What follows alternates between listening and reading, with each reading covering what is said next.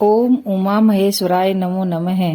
आज हम सुनते हैं शिवरात्रि की व्रत कथा।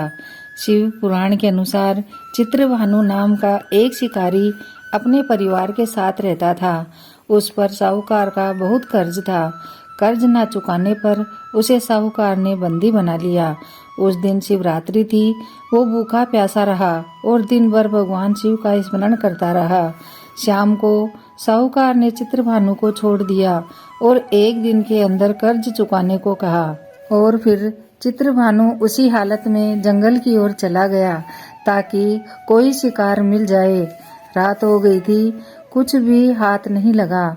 वो एक तालाब के पास एक पेड़ पर थोड़ा पानी लेकर चढ़ गया। वहाँ भील का एक पेड़ था और उसके नीचे एक शिवलिंग था। उसे शिवलिंग का पता नहीं था क्योंकि वह शिवलिंग भील पत्रों से ढका हुआ था। उसने दिन और रात कुछ नहीं खाया। ऐसे में उससे शिवरात्रि का व्रत हो गया। रात और होने लगी। एक हिरनी तालाब में पानी पीने आई। वो गर्भवती थी। इधर मौका देकर चित्रभानु ने जैसे ही धनुष उठाया, उसके हाथ के धक्के से थोड़ा सा पानी और बिल्व पत्र शिवलिंग पर जा गिरे। तभी उस हिरनी की नजर उस शिकारी पर पड़ गई। तभी हिरनी ने चित्रभानु से कहा कि मेरे पेट में बच्चा है और जल्दी ही होने वाला है। मैं बच्चे को जन्म देकर इस स्थान पर फिर आ जाऊंगी और तब तुम मेरा शिकार कर लेना। अभी शिकार करोगे तो तुम मेरे बच्चे को भी मार डालोगे। शिकारी ने उसकी बात मान ली और हिरनी को वापस आने दिया। इसी बीच पेड़ से कुछ और बिल्व पत्र शिवलिंग पर जा गिरे, जिससे उसकी रात्रि के प्रथम प्रहर की पूजा हो गई। कुछ और समय बीता और एक हिरनी वहां से जा रही थी। तभी चित्रभानु ने उस पर निशाना साधा। ठीक उसी प्रकार उसके हाथ के धक्के से थोड़ा सा पानी और बिल्व पत्र फिर से शिवलिंग पर जा गिरे। उस हिरनी ने शिकारी से निवेदन किया कि वो अपने पति की खोज कर रही है और वो जब अपने पति से मिल लेगी उसके बाद वापस आ जाएगी। शिकारी ने उसे भी जाने दिया। रात्रि का आखिरी पहर चल रहा था। तब एक और हिरनी अपने बच्चे के साथ पानी पीने आई। चित्रभानु ने उसे देखकर भी बाण चढ़ाया और फिर उसके बाण के धक्के से इस बार भी पानी और बिल्व पत्र शिवलिंग पर जा गिरे और इस प्रकार उसके आखिरी पहर की पूजा भी संपन्न हो गई।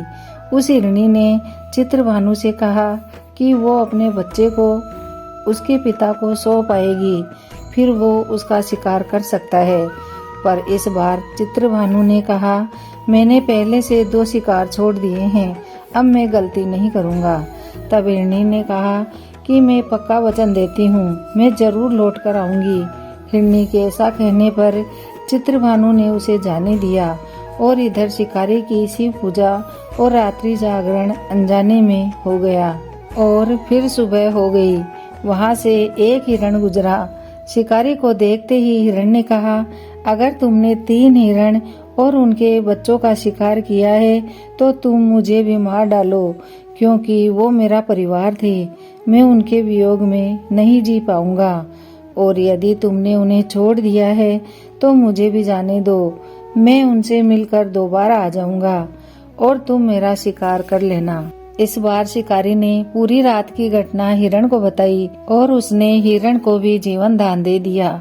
शिवरात्रि का व्रत करने और अनजाने में भगवान शिव का पूजन करने के प्रभाव से चित्रभानु का मन निर्मल हो गया और वो पाप रहित हो गया। कुछ समय बाद वो हिरण अपने पूरे परिवार के साथ शिकारी के सामने आ गया ताकि वो उनका शिकार कर ले और उनका वचन पूरा हो जाए। हिरण और उसके परिवार की वचनबद्धता देखकर चित्रभानु बहुत हैरान हुआ। आत्मग्लानि के कारण चित्रभानु ने उस हिरण के परिवार को जीवन दान दे दिया।